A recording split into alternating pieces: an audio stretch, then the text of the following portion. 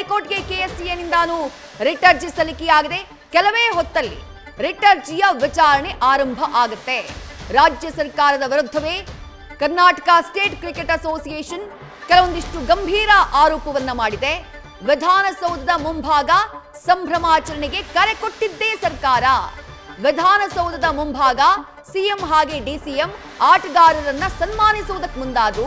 ಈಗ ಜನರ ಆಕ್ರೋಶದ ಹಾದಿ ತಪ್ಪಿಸೋಕೆ ನಮ್ಮ ವಿರುದ್ಧ ಎಫ್ಐಆರ್ ಮಾಡಲಾಗಿದೆ ಅಂತ ಹೇಳಿ ಆರೋಪವನ್ನ ಮಾಡಿದೆ ಕರ್ನಾಟಕ ಸ್ಟೇಟ್ ಕ್ರಿಕೆಟ್ ಅಸೋಸಿಯೇಷನ್.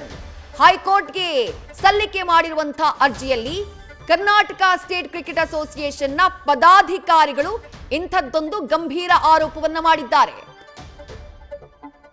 ಮತ್ತಷ್ಟು ಡೀಟೇಲ್ಸ್ ನಮ್ಮ ಪ್ರತಿನಿಧಿ ಚನ್ನಮೋಹನ್ ನೀಡ್ತಾ ಹೋಗ್ತಾರೆ. ಚನ್ನಮೋಹನ್, ನಿಖಿಲ್ ಸೋಸಲೆ ಅವರ ಪತ್ನಿ ಸಲ್ಲಿಸಿರುವಂತಹ ರಿಟ್ ಅರ್ಜಿಯಲ್ಲೂ ಕರ್ನಾಟಕ ಸ್ಟೇಟ್ ಕ್ರಿಕೆಟ್ ಅಸೋಸಿಯೇಷನ್ ಸಲ್ಲಿಕೆ ಮಾಡಿರುವಂತಹ ರಿಟ್ ಅರ್ಜಿಯಲ್ಲೂ ಅವ್ರು ನೇರವಾಗಿ ಉಲ್ಲೇಖ ಮಾಡ್ತಾ ಇರುವುದು ಸರ್ಕಾರದ ಪಾತ್ರವನ್ನ ಈ ಕಾರ್ಯಕ್ರಮ ಆಯೋಜನೆಯಲ್ಲಿ.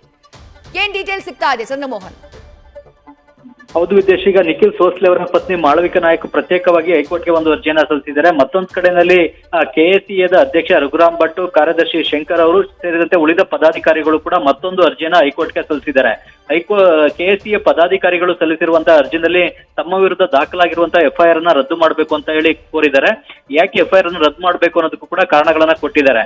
ಮುಖ್ಯವಾಗಿ ವಿಧಾನಸೌಧದ ಮುಂದೆ ಸನ್ಮಾನ ಕಾರ್ಯಕ್ರಮವನ್ನ ಆಯೋಜಿಸಿದ್ದೆ ರಾಜ್ಯ ಸರ್ಕಾರ ಮತ್ತು ಸನ್ಮಾನ ಕಾರ್ಯಕ್ರಮದಲ್ಲಿ ಜನರು ಭಾಗಿಯಾಗಬೇಕು ಅಂತ ಕರೆ ಕೊಟ್ಟಿದ್ದು ಕೂಡ ರಾಜ್ಯ ಸರ್ಕಾರ. ಹಾಗಾಗಿ ವಿಧಾನಸೌಧದ ಮುಂದೆ ಜನ ಹೆಚ್ಚಿನ ಸಂಖ್ಯೆಯಲ್ಲಿ ಭಾಗಿಯಾಗಿದ್ರು ಮತ್ತು ವಿಧಾನಸೌಧದ ಮುಂಭಾಗದ ವೇದಿಕೆಯಲ್ಲಿ ಸಿಎಂ ಸಿದ್ದರಾಮಯ್ಯ, ಡಿಸಿಎಂ ಡಿಕೆ ಶಿವಕುಮಾರ್ ಅವರು ಸಚಿವರುಗಳೇ ಆರ್ಸಿಬಿ ಆಟಗಾರರಿಗೆ ಸನ್ಮಾನವನ್ನು ಕೂಡ ಮಾಡಿದ್ರು. ಈಗ ಕಾಲ್ತುಳಿತದ ಹೊಣೆಯನ್ನ ರಾಜ್ಯ ಸರ್ಕಾರ ತನ್ನ ಮೇಲಿನ ಬದಲಾಗಿ ಕೆಸಿಎದ ಮೇಲೆ ಹೊರಿಸಲಿಕ್ಕೋಸ್ಕರನೇ ಪ್ರಯತ್ನವನ್ನ ಮಾಡ್ತಾ ಇದೆ. ಜನರ ಆಕ್ರೋಶದ ದಿಕ್ಕನ್ನ ತಪ್ಪಿಸ್ಲಿಕ್ಕೋಸ್ಕರ ಕೆಎಸಿಎ ವಿರುದ್ಧ ಮತ್ತು ಪದಾಧಿಕಾರಿಗಳ ವಿರುದ್ಧ ಎಫ್ಐಆರ್ ಅನ್ನ ದಾಖಲಿಸಿದೆ. ಹೀಗಾಗಿ ಈ ಎಫ್ಐಆರ್ ಅನ್ನ ರದ್ದುಪಡಿಸಬೇಕು ಅಂತ ಹೇಳಿ ಅರ್ಜಿನಲ್ಲಿ ಮನವಿಯನ್ನ ಮಾಡಿಕೊಂಡಿದ್ದಾರೆ.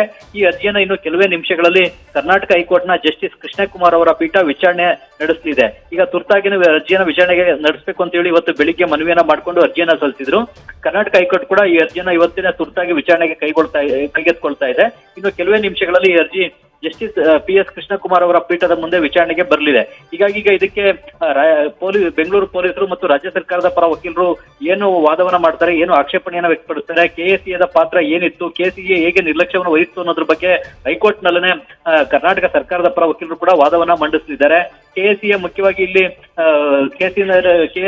ಚಿನ್ನಸ್ವಾಮಿ ಸ್ಟೇಡಿಯಂನಲ್ಲಿ ಸನ್ಮಾನ ಸಮಾರಂಭ ನಡೆಸಲಿಕ್ಕೆ ಅನುಮತಿ ಕೇಳಿತ್ತು, ಜೊತೆಗೆ ರೋಡ್ ಶೋ ನಡೆಸಲಿಕ್ಕೂ ಕೂಡ ಅನುಮತಿ ಕೇಳಿತ್ತು. ಆ ಅನುಮತಿಯನ್ನ ನಾವು ಕೊಟ್ಟೇ ಇರಲಿಲ್ಲ. ಆದ್ರೂ ಕೂಡ ಇವರು ಚಿನ್ನಸ್ವಾಮಿ ಸ್ಟೇಡಿಯಂನಲ್ಲಿ ಕಾರ್ಯಕ್ರಮವನ್ನ ನಡೆಸಿದ್ದಾರೆ. ಅಲ್ಲಿ ಜನ ಹೆಚ್ಚಿನ ಸಂಖ್ಯೆಯಲ್ಲಿ ಸೇರಿದ್ದಾರೆ. ಟ್ವೀಟ್ ಗಳನ್ನ ಪದೇ ಮಾಡಿದ್ದಾರೆ. ನಾವು ರೋಡ್ ಶೋವನ್ನ ನಡೆಸ್ತೇವೆ ಅಂತ ಟ್ವೀಟ್ ಮಾಡಿದ್ರು. ಸಂಜೆ 4 ಗಂಟೆ 5 ಗಂಟೆ ನಂತರ ರೋಡ್ ಶೋ ಶುರುವಾಗುತ್ತೆ. ಅದಾದ ಬಳಿಕ ಚಿನ್ನಸ್ವಾಮಿ ಸ್ಟೇಡಿಯಂನಲ್ಲಿ ಸನ್ಮಾನ ಸಮಾರಂಭ ಸೆಲೆಬ್ರೇಷನ್ ನಡೆಯುತ್ತೆ ಅಂತ ಹೇಳಿ ಟ್ವೀಟ್ ಅನ್ನ ಮಾಡಿದ್ರು. ಆದ್ರೆ ಈ ರೀತಿಯಾಗಿ ಕಾರ್ಯಕ್ರಮವನ್ನು ನಡೆಸಲಿಕ್ಕೆ ನಾವು ಅನುಮತಿಯನ್ನು ಕೊಟ್ಟಿರಲಿಲ್ಲ ಅಂತ ಹೇಳಿ ಪೊಲೀಸ್ ಇಲಾಖೆ ಮತ್ತು ರಾಜ್ಯ ಸರ್ಕಾರ ವಾದವನ್ನ ಮಂಡಿಸಬಹುದು. ಹೀಗಾಗಿ ಈಗ ಇದಕ್ಕೆ ಕೆಎಸಿಎದ ಪರ ವಕೀಲರು ಏನು ಆಕ್ಷೇಪಣೆಯನ್ನು ವ್ಯಕ್ತಪಡಿಸಿ ಪ್ರತಿವಾದ ಮಾಡ್ತಾರೆ ಅನ್ನೋದು ಕೂಡ ಈಗ ನೋಡ್ಬೇಕಾಗುತ್ತೆ. ಈಗ ಹೈಕೋರ್ಟ್ ನಲ್ಲೇ ರಾಜ್ಯ ಸರ್ಕಾರ ಮತ್ತು ಕೆಎಸಿಎ ಎರಡರ ವಾದ ಮತ್ತು ಪ್ರತಿವಾದ ಈಗ ನಡೆಯಲಿದೆ. ವಿದೇಶಿ, ಥ್ಯಾಂಕ್ ಯು ಚನ್ನಮೋಹನ್ ತಮ್ಮೆಲ್ಲ ಡೀಟೇಲ್ಸ್ಗೆ. ನ್ಯೂಸ್ ಫಸ್ಟ್ ನಿರ್ಭೀತಿಯಿಂದ ನಿಮ್ಮ ಪರವಾಗಿ.